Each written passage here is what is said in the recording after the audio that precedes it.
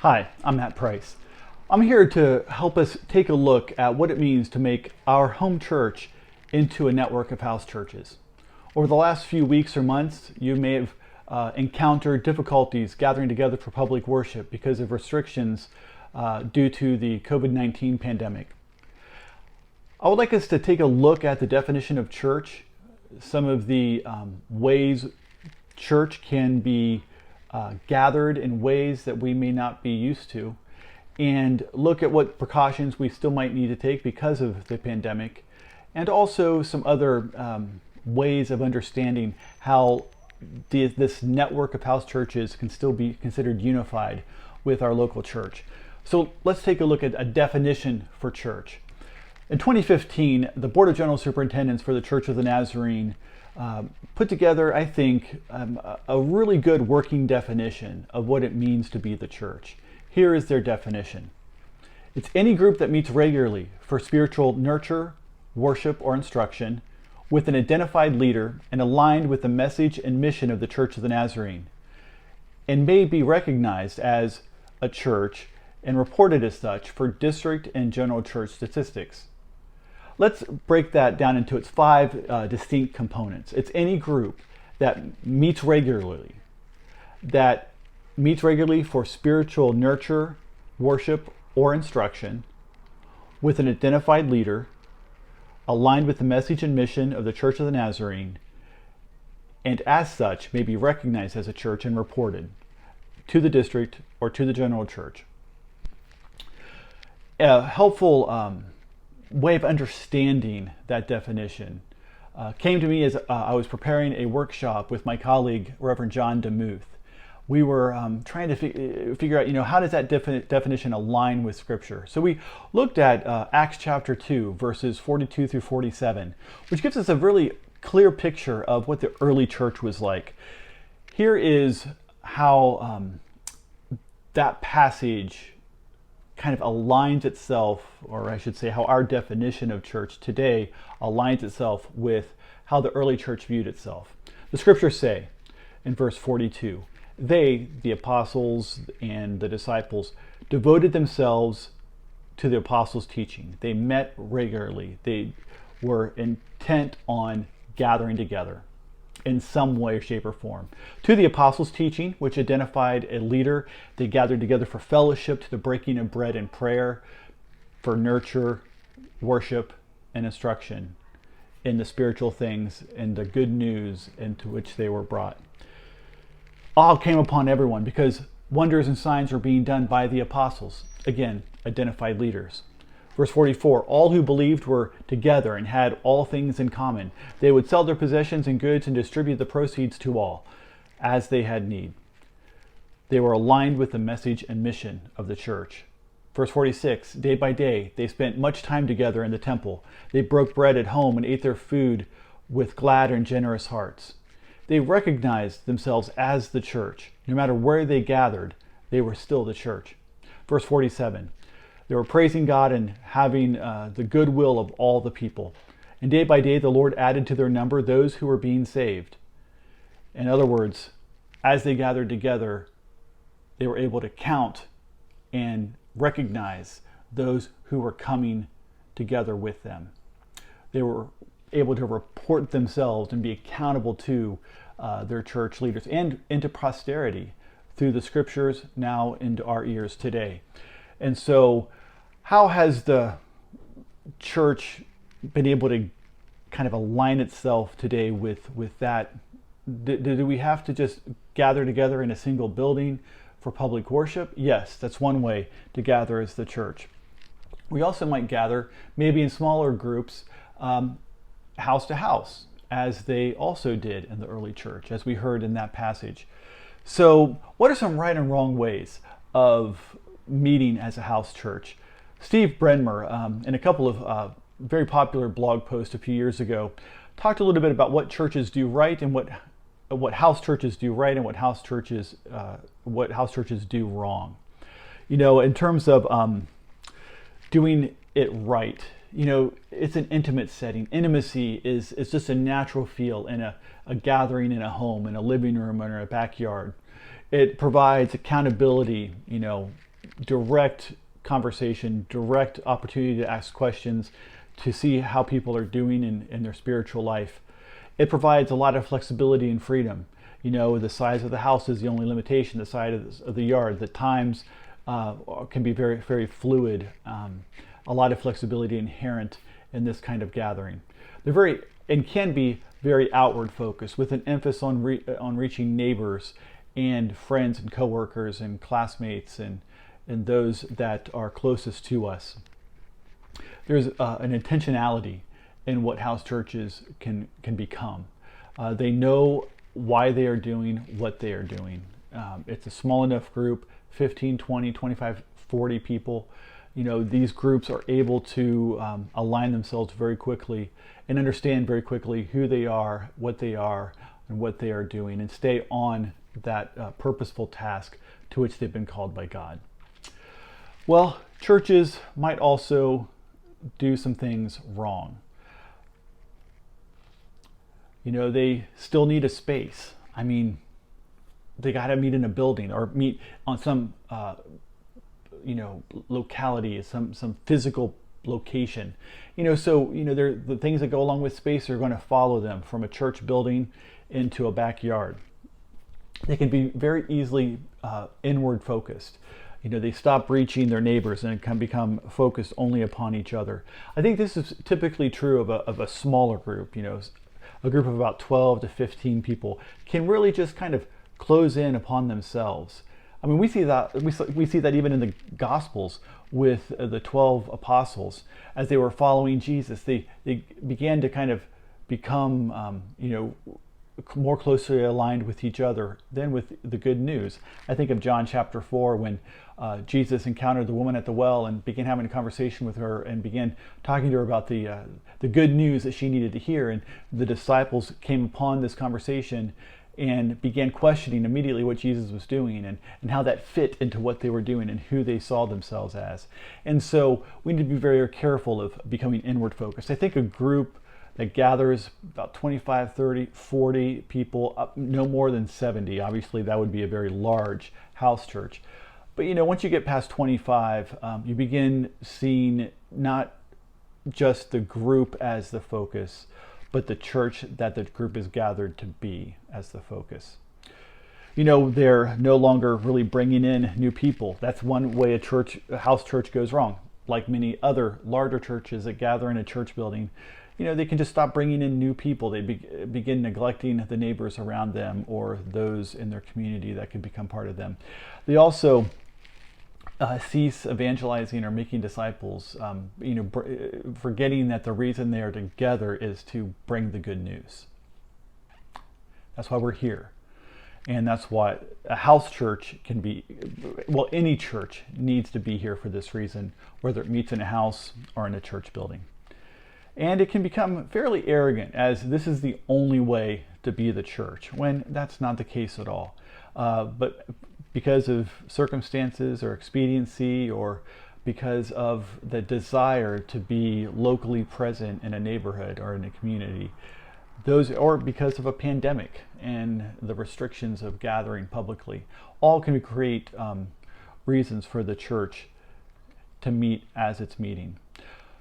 Well, how are house churches different than small groups? Small groups, I think, are focused on one specific task. Some are together for the need for fellowship, to get a certain gender together, a men's group or a women's group. It might be for purposes of a Bible study, whether it's like a Beth Moore Bible study or a book study or a discipleship group. It might be, focused around service or volunteering for a particular ministry in the community or in the local church. So these small groups meet for that one purpose and that one purpose only.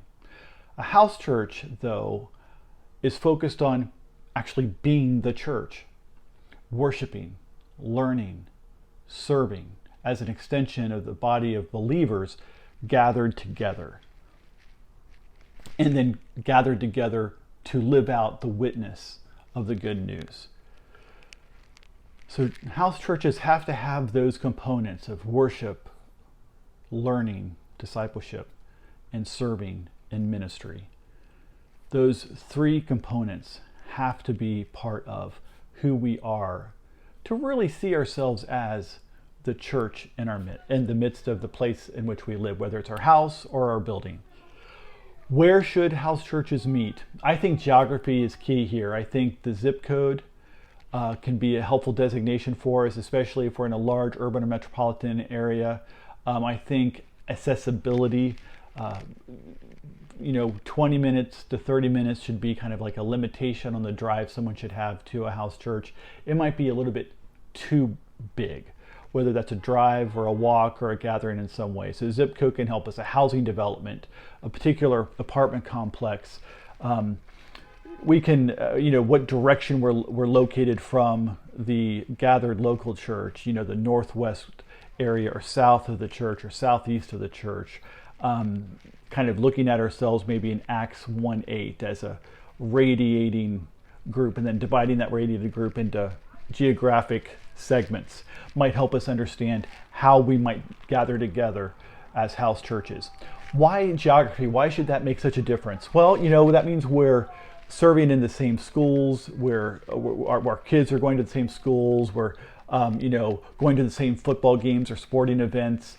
We shop at the same grocery stores. It will, take the same amount of travel time to gather together. I think geography needs to be a focus on, or there needs really to be a focus on gathering to be the church and not around, lesser reasons. So keep the focus on purpose. We are to gather together as the church. Geography kind of keeps it focused on that rather than some of the other reasons, like what book some group is reading or who is leading that group. We don't want it to create house churches that kind of become like a preferred group. Let's keep geography the main purpose, and that puts us, I think, in a very localized, situated setting.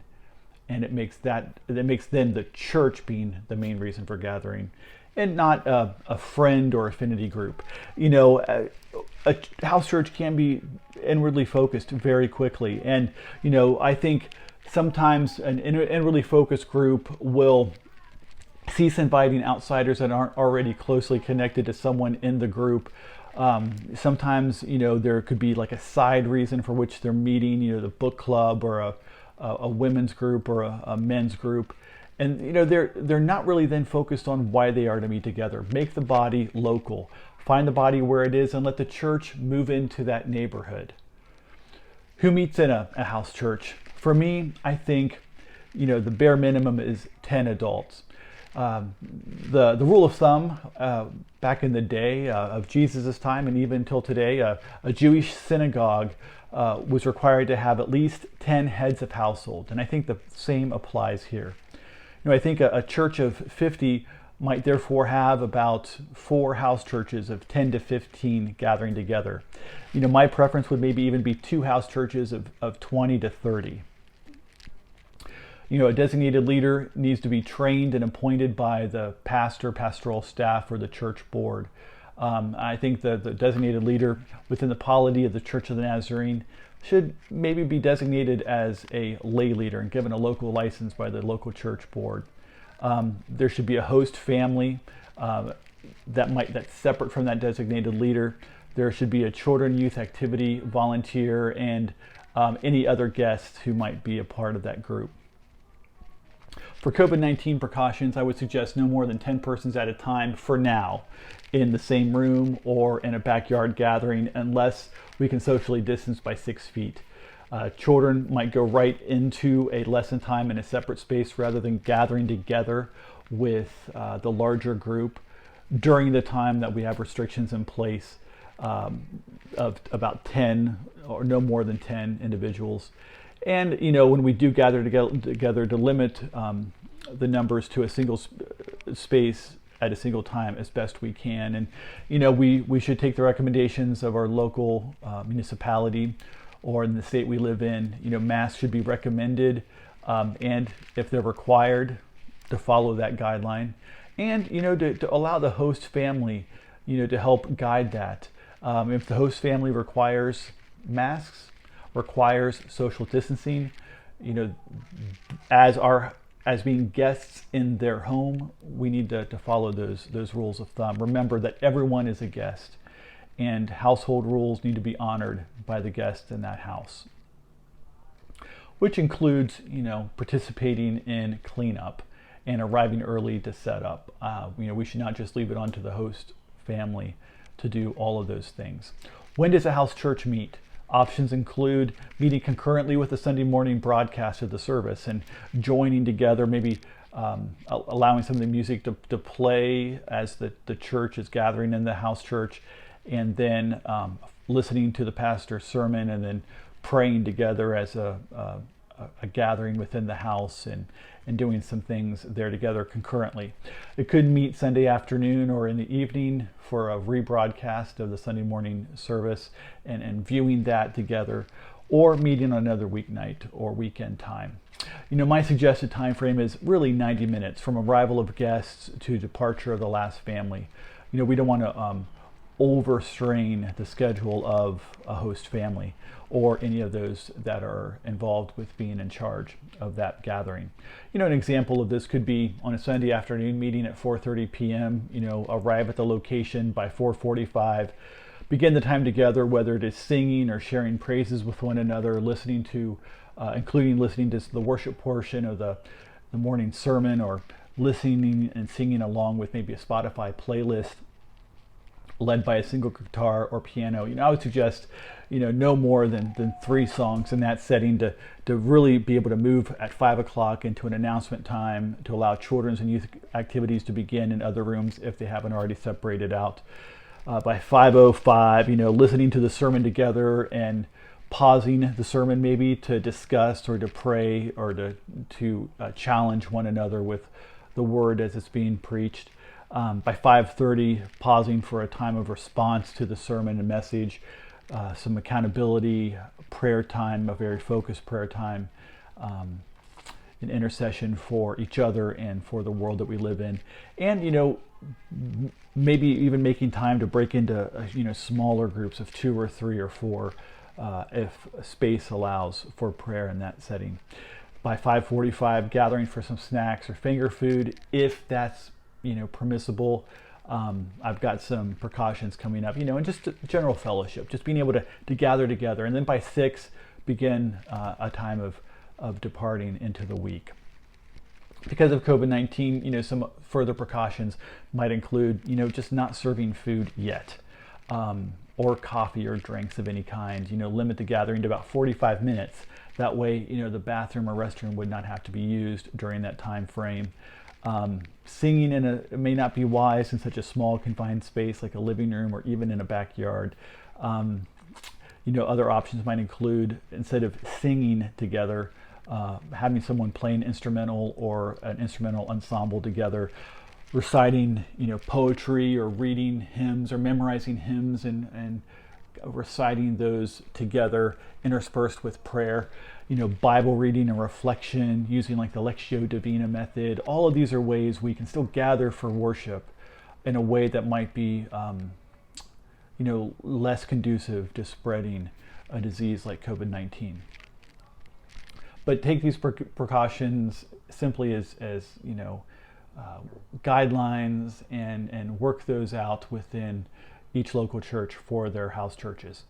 How's a house church connected to the primary church?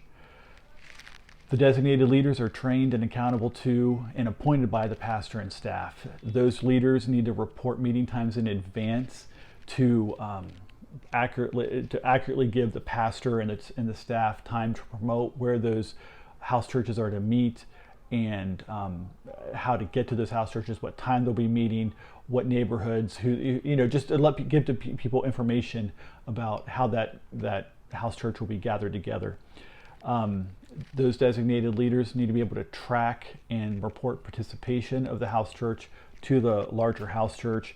And when it comes to giving prayer requests and concerns from that house church, they can give those to the pastor or to the church staff on a regular basis. Offerings are best handled through online giving opportunities if that is already set up through your local church.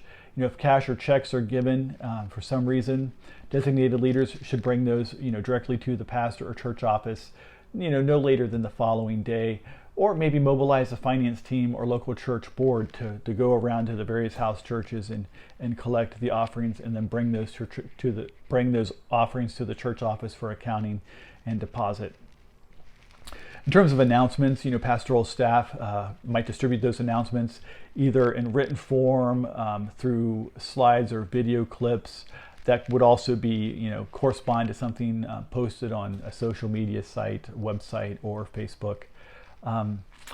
They could also distribute maybe discussion questions that align with the sermon message and teaching times, as well as distributing appropriate prayer requests to each group leader, to each designated leader of the house churches. Host families might be able to display a yard sign showing a connection to the primary church with contact information, websites, and maybe some leaflets with some take-home information, like those little plastic canisters that you sometimes see on a for sale sign for a house. All those allow us to let people know in our neighborhoods what we're doing and how we're going about doing it. And if we have limitations because of a housing association or homeowners association, or even in a locality, we can be able to accurately give people an idea about what we are doing. Well, what makes this count as church? Is this really going to church? Well, the Board of General Superintendents gave us a very clear definition: a church who gathers for spiritual nurture, worship, or instruction, and consistent with the message of the Church of the Nazarene. If we are consistent in that mission, then we're doing what we need to do in order to be the church where we are. There will be 3 essential elements in every gathering, and I'm going to borrow some language now from Neil Cole. That church will have a dynamic truth presented in a message conveyed by preaching or teaching. There will be nurturing relationships and caring for one another during the gathering and throughout the week.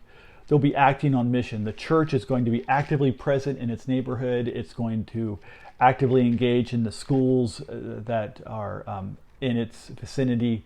The public spaces are in the county or city will know the presence of our church through that house church, and we'll be making Christ-like disciples in the nations, which is the mission of the Church of the Nazarene. How can we still feel unified as the church with our house church, with our local church?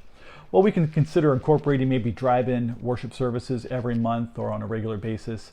We can connect participants via social media throughout the week.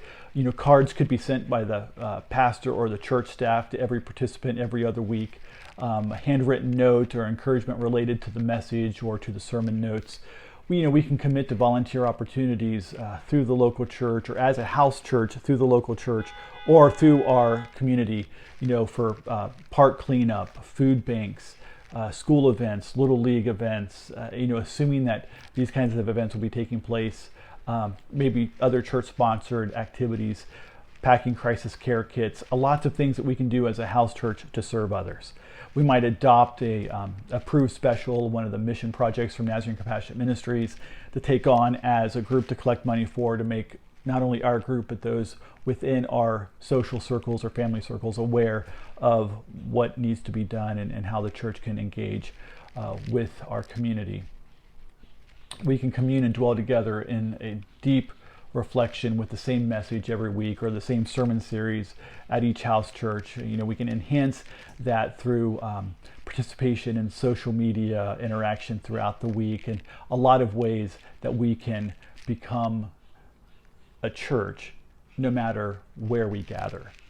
So I'd like you to take this information and begin to think through in your local church setting how that local church can become the church gathered, dispersed into the larger area, in the homes of members, and how this house church is merely an extension of the expression of God's presence as the body of believers in our local neighborhoods. So hope this helps, and if you have any questions, find me here on YouTube, or on social media, or on my blog, professorprice.net, or on social media at JammaPrice, or on Facebook. at Matt Price. Thanks so much.